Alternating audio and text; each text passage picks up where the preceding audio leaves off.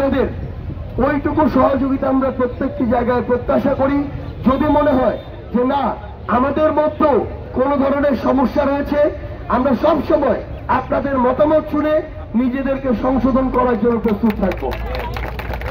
আমাদের গোবিন্দগঞ্জবাসী এবং গাইবান্ধা জেলার অন্যতম একটি গুরুত্বপূর্ণ দাবি হচ্ছে ইপিজেড।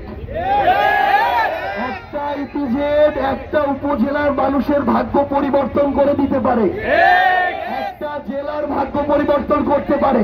ওয়ালটন আবারও মিলিয়নিয়ার অফারে ওয়ালটন ফ্রিজ কিনে আপনিও হয়ে যেতে পারেন মিলিয়নিয়ার। একটা জেলার আশেপাশে জেলার মানুষের ভাগ্য পরিবর্তন করতে পারে। আমরা আপনাদেরকে একটা জিনিস বলি, এই ইপিজেড হওয়ার জন্য সরকারের যেমন ভূমিকা রয়েছে তেমনি স্থানীয় রাজনীতিবিদদের গুরুত্বপূর্ণ ভূমিকা পালন করতে হবে। আপনারা স্পষ্ট করে লক্ষ্য রাখবেন, যদি কোনো স্থানীয় রাজনৈতিক দলের নেতৃবৃন্দ নিজেদের মধ্যে কামড়াকামড়ির কারণে এই ইপিজেডের বাধা হয়ে দাঁড়ায়, আপনারা ঐক্যবদ্ধভাবে তাদেরকে প্রতিহত করবেন। সবার আগে জেলা উপজেলা মানুষের স্বার্থ, তারপরে ব্যক্তি স্বার্থ।